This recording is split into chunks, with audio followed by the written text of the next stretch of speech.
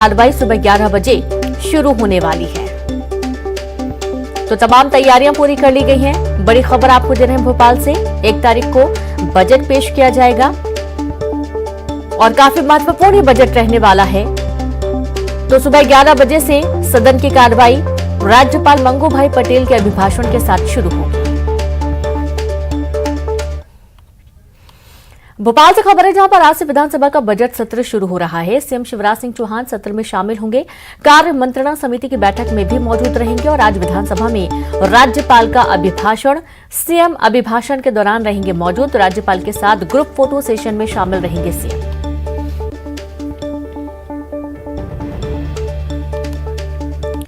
तो मध्य प्रदेश विधानसभा हुआ techno friendly. जी हां, बजट सत्र से पहले आए विधायकों के ऑनलाइन सवाल।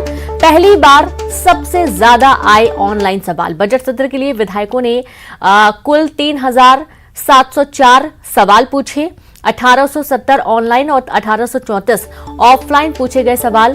79 सदस्यों ने पूछे ऑनलाइन सवाल। 1849 तारांकित प्रश्न और 1855 अतारांकित प्रश्न। 154 ध्यानाकर्षण और 3 आएंगे स्थगन प्रस्ताव। विधानसभा की कार्रवाई के दौरान कुल 24 शून्यकाल अशासकीय संकल्प की कुल संख्या 31 है। 28 फरवरी को रखा जाएगा सदन में आर्थिक सर्वेक्षण। तो वही चलिए अब पॉइंट्स के जरिए भी आपको बता देते हैं कि इस बार के बजट सत्र में क्या कुछ खास रहने वाला है।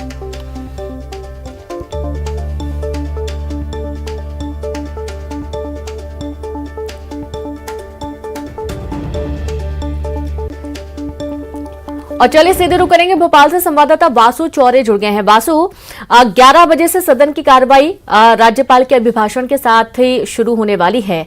किस तरीके का ये बजट रहने वाला है, क्योंकि जाहिर सी बात है कि सारे ही सेक्टर्स को समेटने की भरपूर कोशिश रहेगी शिवराज सरकार की इस बार। सभी वर्गों को साधने वाला, सभी की उम्मीदों पर खरा उतरने वाला बजट लाया जाएगा, इस तरीके का दावा सरकार की ओर से किया जा रहा है। और इस बार का बजट सत्र अपने आप में बेहद खास है और वो इसलिए है क्योंकि साल 2023 मध्य प्रदेश में चुनावी साल है। तो जनता को भी बहुत सारी उम्मीदें हैं कि महंगाई से राहत मिलेगी, टैक्सेशन कम होगा और सरकार इन सब बातों का कितना ध्यान रखती है ये जरूर देखने वाली बात होगी।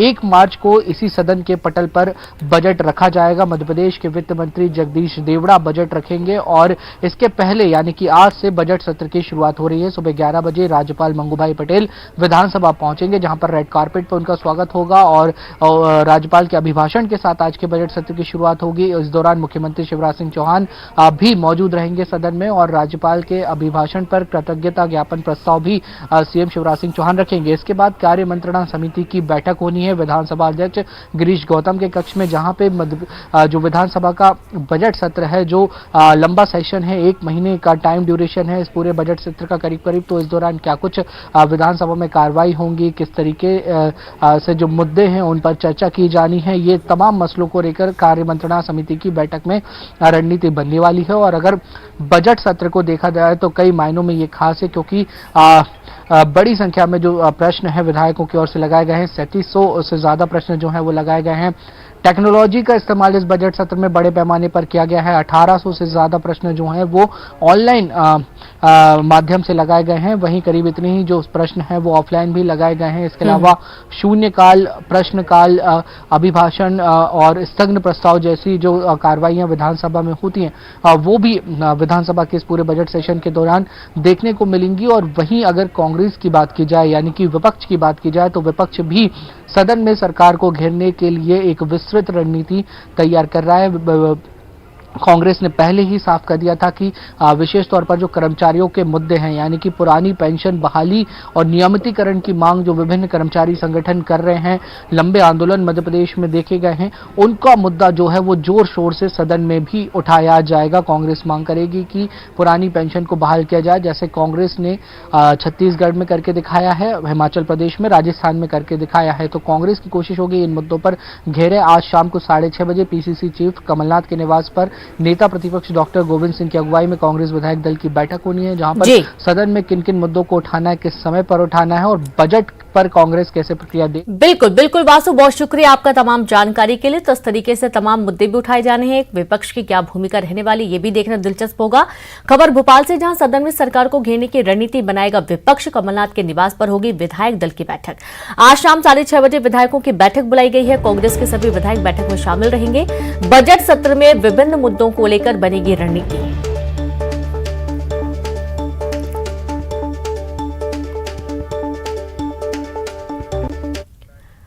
तो कांग्रेस के अधिवेशन में शामिल होने आए बड़े नेता को सोने का माला पहनाने का आरोप बीजेपी ने लगाया। बीजेपी के आरोप पर सीएम भूपेश बघेल ने करारा जवाब दिया। सीएम भूपेश बघेल ने ट्वीट कर लिखा कि भाजपा की दिक्कत ही यही है, वह न छत्तीसगढ़ को समझती और न ही उसकी परंपराओं को समझती है। और कहावत है ना कि सावन के अंधे को हरा ही हरा दिखता है।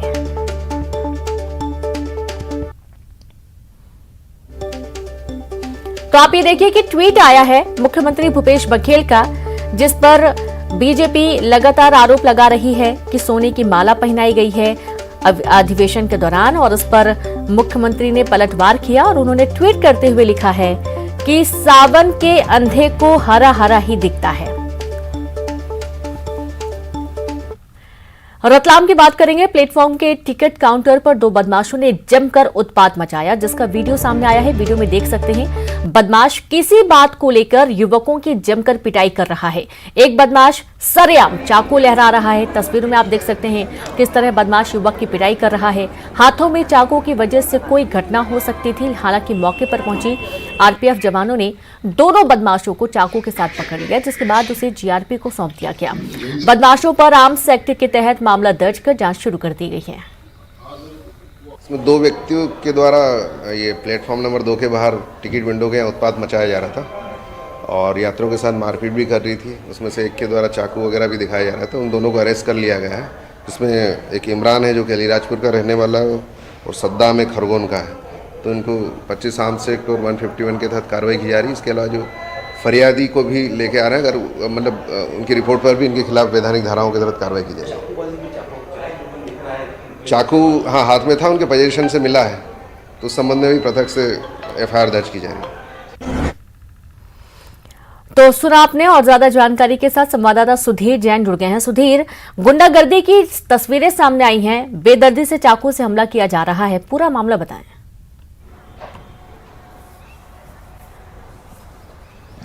देखिए, रतलाम के प्लेटफॉर्म नंबर 2 के बाहर की पूरी घटना है और यह घटना सीधे तौर पे चैलेंज है खाकी के लिए। अगर खाकी का खौफ यहां नहीं दिखाई दे रहा है बदमाशों में, यही वजह है कि ये बदमाश हर दिन खता करते हुए नजर आ रहे हैं।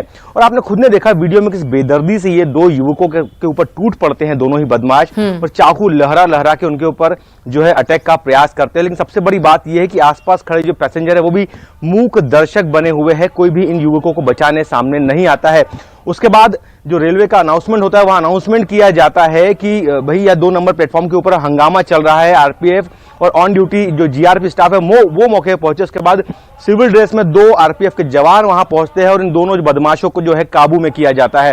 तो बड़ा सवाल यह है कि आखिर खाकी का खौफ बदमाशों के जहन में क्यों नहीं आता। लगातार बुलडोजर चल रहा है, बावजूद उसके बदमाश खुलेआम और ऐसी जगह पे वो चाकू लहरा रहे हैं जहां पे 24 घंटे सिक्योरिटी रहती है। तो ये साफ तौर पे जो रतलाम का रेलवे स्टेशन है उसकी सुरक्षा के ऊपर चैलेंज है। और सीसीटीवी आप साफ देखिए किस तरह से बेदर्दी से वो लोग पिटाई कर रहे हैं, लेकिन कोई भी बचाने के लिए सामने नहीं आता। और खास बात यह है कि सबसे ज्यादा सेंसिटिव इलाके में भी पुलिस जीआरपी वहां पे मौजूद नहीं थी। तो बड़ा सवाल यह है कि आखिर क्यों बदमाशों के हौसले इतने बुलंद है और वो सार्वजनिक तौर पर सेंसिटिव जगह पे भी जो है इस तरह की वारदातों को अंजाम देने में पीछे नहीं है। दोनों ही जो बदमाश है वो बताया जाता है कि खरगोन और अलीराजपुर के रहने वाले हैं और उनके पास से खटकेदार चाकू भी बरामद किया। आज पुलिस उन्हें कोर्ट में पेश करी और उसके बाद देखना है कि कोर्ट आखिर उनके ऊपर क्या फैसला लेती है। तो बड़ा सवाल है सुरक्षा को लेकर, खाकी के खौफ को लेकर। बिल्कुल, बहुत शुक्रिया आपका सुधीर तमाम जानकारी के लिए। तो खाकी का खौफ और सुरक्षा को लेकर कहीं न कहीं बहुत गंभीर सवाल भी हैं। जिस तरीके से बदमाश चाकू लहरा रहे हैं,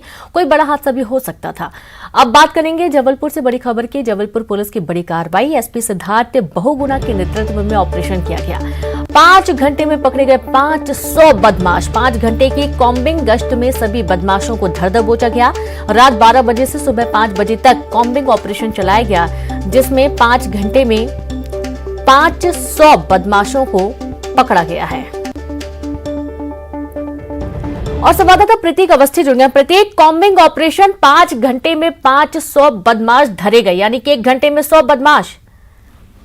हाँ देखिए, बिल्कुल कहीं ना कहीं रीनू, एक धरपकड़ अभियान जो कॉम्बिंग गश्त के रूप में देर रात चलाया गया, उस दरमियान तकरीबन 5 सैकड़ा अपराधियों की धरपकड़ की गई है। क्योंकि आगामी दिनों में होली का त्योहार नजदीक है, ऐसे में माहौल जो है वो खराब ना हो, शहर की फिजा खराब ना हो, इस लिहाज से पुराने रिकॉर्ड को देखते हुए पुलिस ने देर रात इस कार्रवाई को अंजाम दिया। पुलिस अधीक्षक सिद्धार्थ बहुगुणा के निर्देशन पर यह कार्रवाई जो की गई है, न केवल शहर बल्कि ग्रामीण अंचलों में भी ये विशेष धरपकड़ अभियान जो है वो चलाया गया था और 5 घंटे में एक बड़ी सफलता पुलिस को मिली है। उम्मीद की जा रही है कि आगामी त्योहार जो है शांति व्यवस्था के साथ बीतेगा और कहीं ना कहीं एक समाज में मैसेज जाएगा कि अपराधी बेखौफ नहीं है, बल्कि पुलिस जो है वो हर पल उन पर नजर रखे हुए है। तो संभवतः ये जो अभियान देर रात चलाया गया, ये वाकई शांति व्यवस्था को मद्देनजर देखते हुए किया गया काम है। बिल्कुल, बहुत शुक्रिया आपको प्रतीक तमाम जानकारी के लिए। तो शांति व्यवस्था बनाए रखने के लिए ये कॉम्बिंग ऑपरेशन चलाया गया है, 500 बदमाशों को धर दबोचा गया है और आगे भी इस तरीके की जो कार्रवाई पुलिस करती रहेगी। मुरैना से खबर है, जहां चप्पल जूतों के गोदाम में आग लग गई, भीषण आग लग गई। सुबह 5 बजे के आसपास की घटना बताई गई है। सब्जीतपुरा के क्षेत्र में गोदाम है। 1 घंटे की कड़ी मशक्कत के बाद दमकल की 2 गाड़ियों ने पाया आग पर काबू। अज्ञात कारणों के चलते लगी आग। सिविल लाइन थाना क्षेत्र के सब्जीतपुरा का ये पूरा मामला सामने आया है, जहां पर आग लगी। तो चप्पल जूतों के गोदाम में आग लगी थी। खबर मुरैना से है। सुबह 5 बजे के आसपास की घटना बताई गई है। सब्जीतपुरा क्षेत्र के गोदाम में आग लगी और 1 घंटे की कड़ी मशक्कत के बाद दमकल की 2 गाड़ियों ने आग पर काबू पा लिया।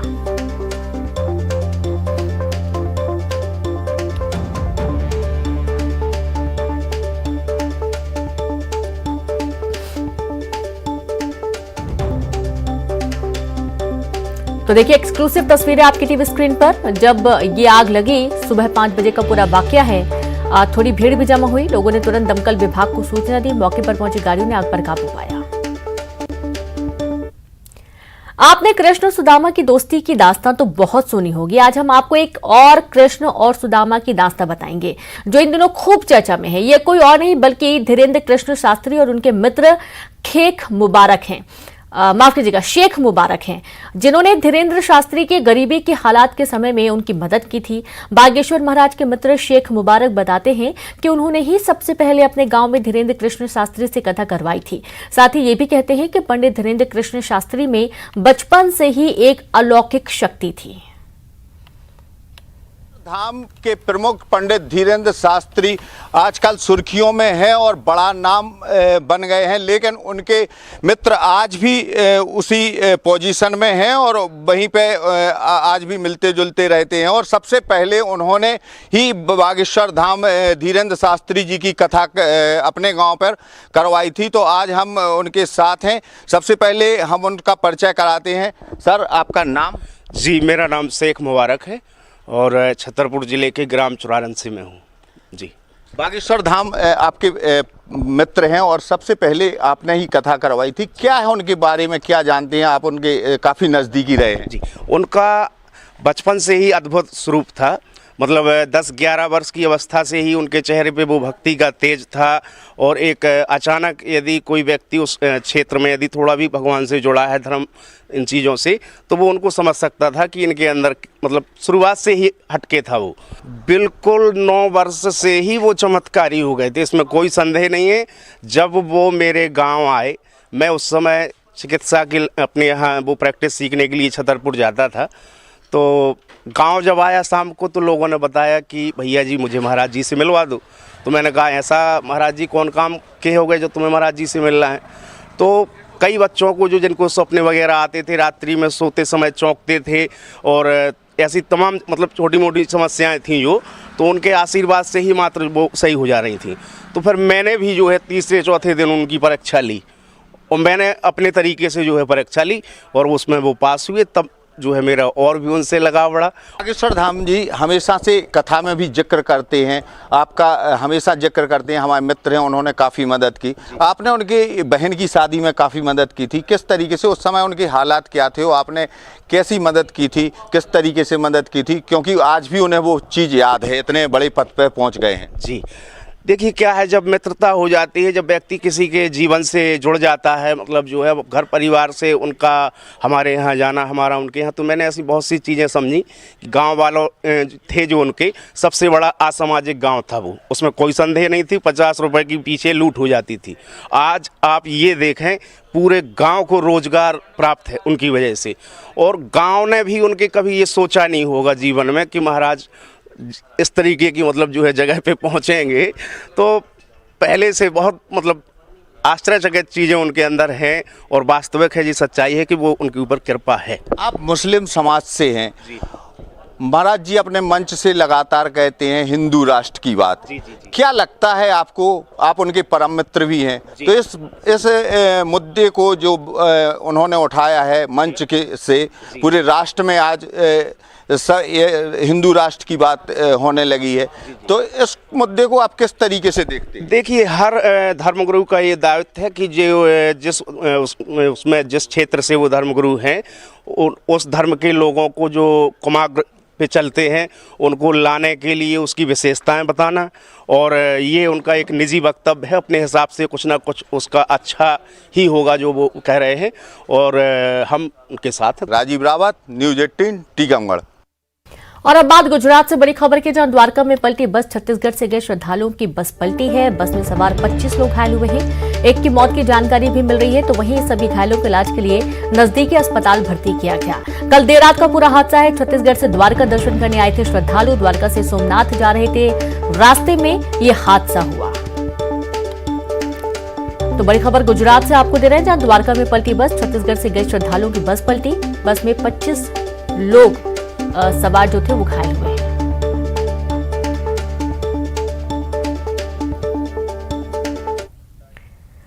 और चलिए अब देखेंगे सिटी टॉप 10। मध्य प्रदेश विधानसभा का बजट सत्र आज से शुरू, 1 मार्च को होगा बजट।